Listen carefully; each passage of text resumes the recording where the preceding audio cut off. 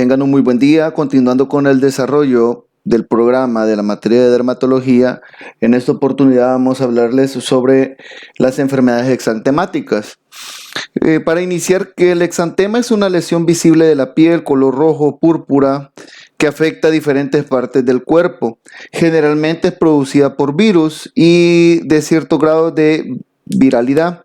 Se presenta con mayor frecuencia en la infancia. Existen otros factores los cuales aparecen esos exantemas durante la infancia, donde pueden ser también factores infecciosos, toxinas bacterianas, medicamentos, pero que en esta oportunidad pues vamos a ver las enfermedades exantemáticas más comunes, dentro de las cuales tenemos la primera enfermedad que se le denomina el sarampión, la segunda enfermedad la escarlatina, la tercera enfermedad que se le conoce como la rubiola, y también vamos a ver, a repasar pues la parte de la enfermedad de la varicela. La rubiola se le conoce como el sinónimo de sarampión alemán o tercera enfermedad. Es una enfermedad viral autolimitada, transmisible, que afecta más que todo a niños en su estado más susceptible. Tiene un periodo prodrómico que es característico, que presente fiebre, malestar general y una erupción morbiliforme que va a afectar más que todo en cara, tronco y extremidades, que va a ser característico en estas áreas. Se acompaña de adenopatía, que puede ser cervical, retroauricular y a nivel occipital, y que suelen aparecer más o menos 5 o 10 días antes de la erupción cutánea. Puede afectar a ambos sexos, se da en un rango de 2 a 10 años de edad. Puede haber una rubiola congénita en el 10 al 20% de los casos y intrauterina que tiene el 20% de la mortalidad. Es una enfermedad endémica de distribución mundial, prevenible por la vacunación. Es más frecuente, como se les mencionaba, también en la parte final del invierno y la primavera. Su único reservorio va a ser el humano y es transmisible de 5 a 7 días antes de iniciar el exantema y hasta 4 o 7 días después de la instalación del mismo. El virus, lo que es la rubiola, es de la familia Togaviridae, del género Rubuvirus. Es congénita a nivel de la infección primaria, viremia materna o introducción transplacentaria en el primero o segundo trimestre, que puede darse en este periodo. Y en el primer trimestre, el 90% de los fetos va a presentar la infección y defectos congénitos entre el 21 al 54%.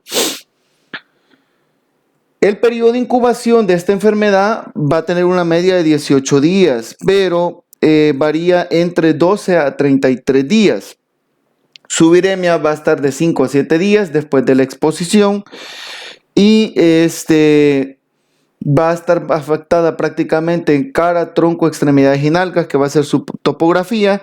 De un 20 a un 25% de los casos va a ser asintomática y los niños presentan pocos síntomas o ninguno en un 20 o 55% de los casos. El periodo prodromo dura más o menos de 1 a 5 días, donde la cefalea va a tener una fiebre más o menos de llegar a un 39 grados centígrados, va a tener malestar general, irritación a nivel de conjuntivas. También a nivel de piel va a generar manchas eritematosas, pápulas con flentes. En el 50-80% de los casos van a presentar este tipo de lesiones. Las pápulas van a ser de progresión cefalocaudal, donde va a empezar en cara, cuello y después tronco en extremidades y nalgas. Y va a desaparecer de 3 a 4 días en el mismo orden que apareció, que va a ser lo característico. La adenopatía va a ser dolorosa a nivel cervical, suboccipital y posauricular, y en la mucosa oral va a presentar unas manchas o unas petequias, que estas petequias son conocidas como manchas de Forchheimer. Cura más o menos sola de 6 a 10 días y la complicación pues puede generar en casos de encefalitis y rara vez se han observado manifestaciones hemorrágicas o síndrome de Guillain-Barré. También puede tener otras complicaciones más raras como miocarditis, pericarditis, anemia hemolítica, púrpura trombocitopénica y hepatitis. Podemos ver a nivel morfológico cómo van a ser esas manchas eritematosas en una distribución general que se va a presentar, ¿verdad? Siempre va a ser característico esto que es cefalocaudal, que primero va a empezar en cara, cuello, después pasa al tronco, extremidades y nalgas, y que luego va a desaparecer en el mismo orden que iniciaron, ¿verdad? A nivel diagnóstico, los datos de laboratorio, pues la prueba estándar para el diagnóstico rápido es la determinación de hemoglobina M o ELISA indirecta, que es específica para rubiola. Puede haber una biometría hemática normal o una leucopenia, una linfocitosis, los anticuerpos de hemoglutinización que van a también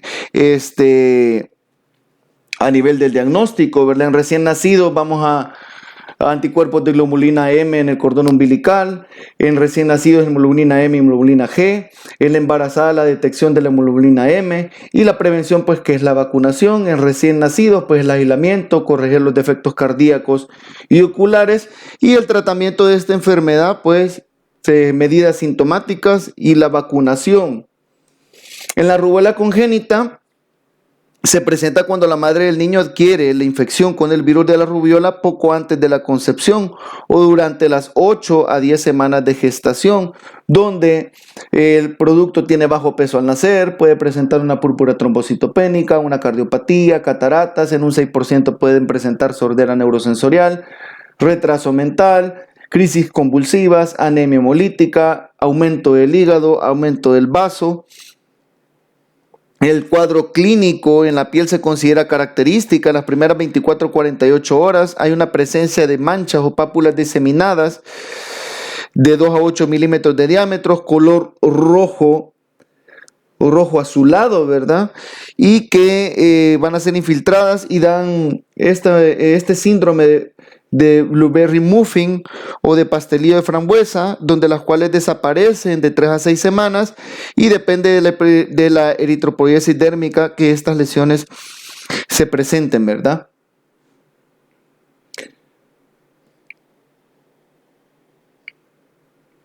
De ahí tenemos la enfermedad del sarampión, donde la enfermedad del sarampión se le conoce como primera enfermedad.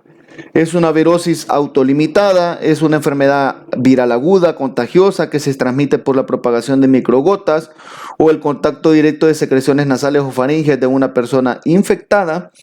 Es endémica en brotes de invierno y primavera, predomina de 6 meses a 5 años de edad. La mortalidad depende del sistema inmune del paciente. Se da por el virus de la familia de Paramoxiviridae o grupo morbivirus. Se desarrolla en la nasofaringe, en vías respiratorias altas, es la transmisión por saliva. Hay una protección del recién nacido de 4 a 6 años de vida, ¿verdad? Se caracteriza también por fiebre, alcanzar 40 grados centígrados, conjuntivitis, rinorrea, tos, linfadenopatía y una erupción maculopopular típica, ¿verdad? La distribución es mundial, el único reservorio es el ser humano, es una de las enfermedades más contagiosas y una de las primeras causas de defunción en niños y es transmitida 4 días antes y 4 días después de empezar el exantema. El virus del sarampión va a invadir el epitelio respiratorio de la nasofaringe y se disemina hacia los ganglios linfáticos regionales. En estos dos focos, el virus se replica más o menos de 2 a 3 días más tarde y se extiende en el sistema retículo endotelial, dando continuidad a la multiplicación durante 4 a 7 días y una segunda viremia que puede generarse nuevamente a nivel de piel, conjuntivas, piel, pulmón, vaso, hígado y riñón. El periodo de incubación va a ser de 7 a 21 días, en promedio 14 días, y donde el periodo prodrómico se va a dar tos seca, malestar general, fiebre, como les mencionaba, de 39 grados centígrados, conjuntivitis, lagrimeo, rinorrea, diarrea. 2 días posterior a esto va a generar un eritema en el velo del paladar, manchas de color rojo brillante y manchas color rojo azuladas en la cara interna de los carrillos del segundo molar, que se le denomina las manchas de Complin o signo de Complin. Perdón. Al cuarto día se va a dar una erupción maculopopular morbiliforme, inicia en la región retroauricular, en la línea del pelo, extremidades, manos y pies, y se le denomina el periodo de viremia, que van a presentarse acá en estas áreas, ¿verdad? De acá, las manchas de Kopling o el signo de Kopling. De ahí tenemos el eritema difuso en el velo del paladar, como les mencionaba. También la erupción maculopapular morbiliforme, que puede darse a nivel de extremidades, en cara. Y de los 6 a 10 días después se va a dar una involución o una descamación fina y una pigmentación, que es característico de esta enfermedad. De ahí tenemos otros tipos de sarampión que les menciona, que es el sarampión hemorrágico, que también se conoce como sarampión negro. Las manifestaciones encefálicas son más severas en las lesiones en la piel y mucosas. También, por lo general, su curso es más letal. De ahí tenemos el sarampión modificado, donde son pacientes que han recibido la gammaglobulinina o niños que se conservan en inmunidad pasiva de la madre y tienen un periodo de incubación más largo. La fase prodrómica es corta, que dura 1 o 2 días, y el exantema puede presentarse o no. Y también puede presentarse manchas de Kopling con escama y una curación y una duración más corta. Y ahí tenemos el sarampión atípico, que en el sarampión atípico ocurre en los individuos que ya tienen inmunización previa o vacunados. El periodo prodrómico, estos pacientes se observan que fueron vacunados, después de la vacuna se inactiva en el virus de la vacuna del virus inactivado, y luego se exponen al virus de la sarampión en estado natural. En la fase prodrómica hay fiebre alta, hay mialgias, tos, cefalea, dolor abdominal, y no se observa enantema, que es lo característico en este sarampión atípico. ¿Cuáles van a ser las complicaciones que pueden presentar este tipo de pacientes? Que pueden darse neumonía, otitis, infecciones bacterianas, sangrado de tubo digestivo superior, encefalitis, candidiasis y hepatitis van a ser las principales complicaciones del sarampión. Y en el laboratorio podemos ver leucocitosis, leucopenia, trombocitopenia y aumento en las concentraciones de calcio. ¿Cuál va a ser el tratamiento? El tratamiento propiamente sintomático, analgésicos como el acetaminofén, antibióticos específicos, dependiendo, ¿verdad? La gammaglobulinina humana de 0.25 al 5 miligramos kilogramo día de 1 a 6 días, y la vacuna de virus atenuados, que se da según el esquema de vacunación de cada país, ¿verdad? En el nuestro es a los 12 meses y a los 15, 18 meses, que sería el segundo refuerzo.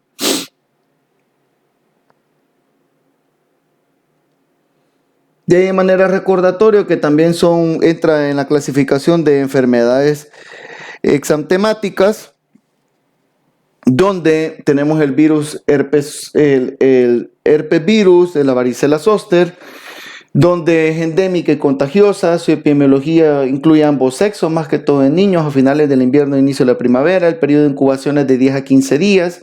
Su clínica va a iniciar con un exantema maculopapular, fiebre, anorexia, astenia y prurito. Su topografía va a ser en cara, tronco y extremidades.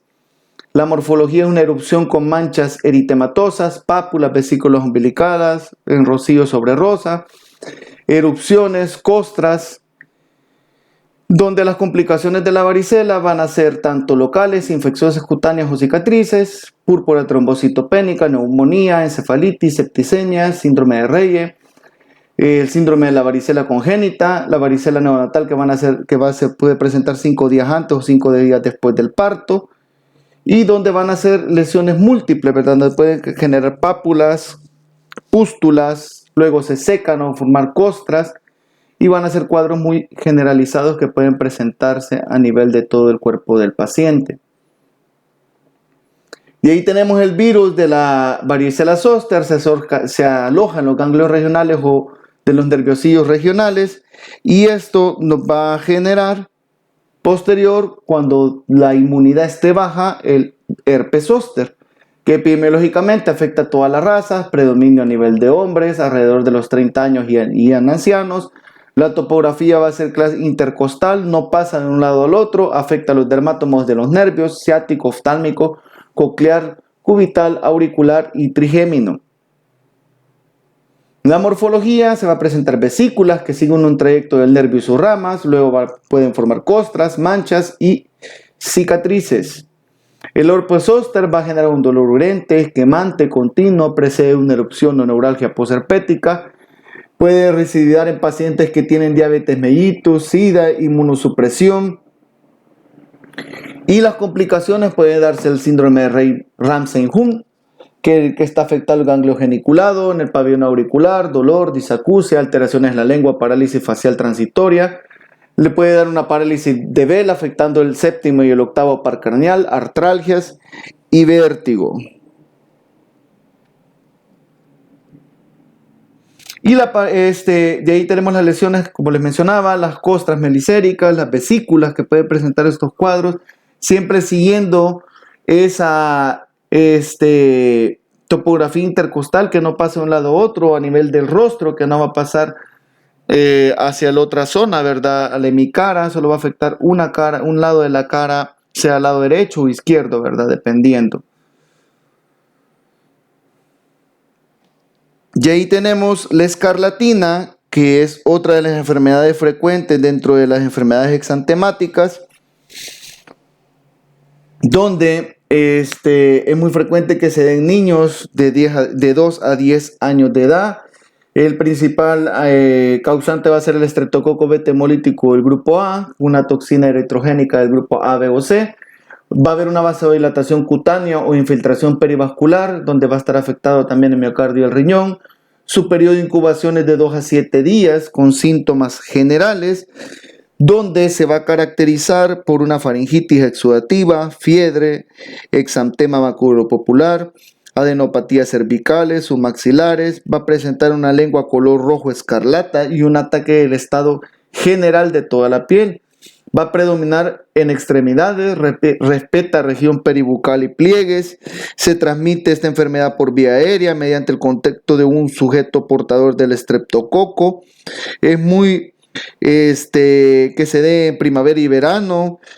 También puede afectar tanto hombres o mujeres en igual frecuencia, ¿verdad? Afecta a mucosas, como les mencioné, lengua en fresa, y va a tener un periodo de descamación de 1 o 2 semanas.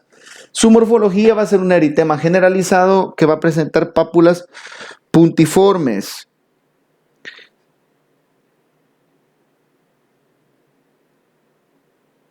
Durante los primeros 3 días de la erupción en la lengua, luego va a presentar una forma de una lengua en fresa que les menciona acá el autor, ¿verdad?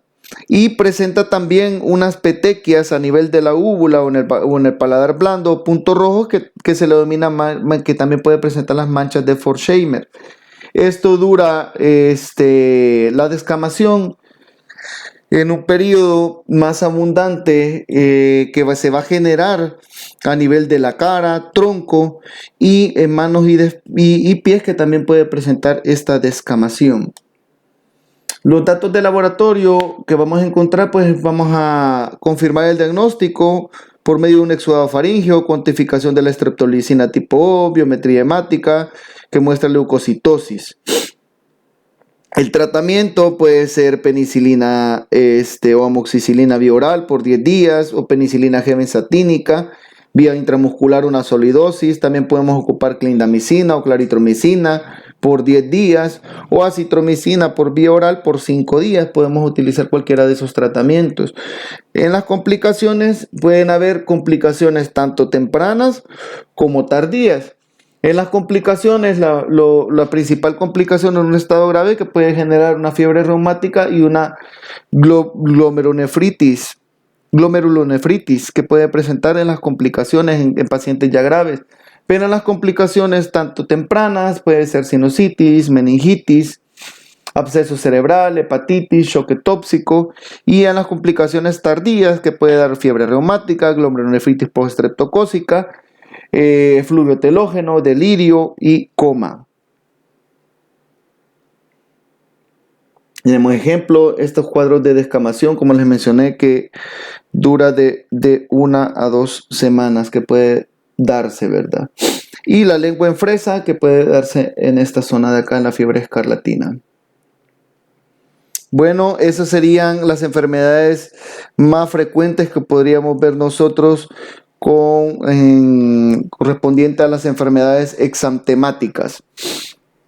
Muchas gracias por su atención. Que tengan un muy buen día.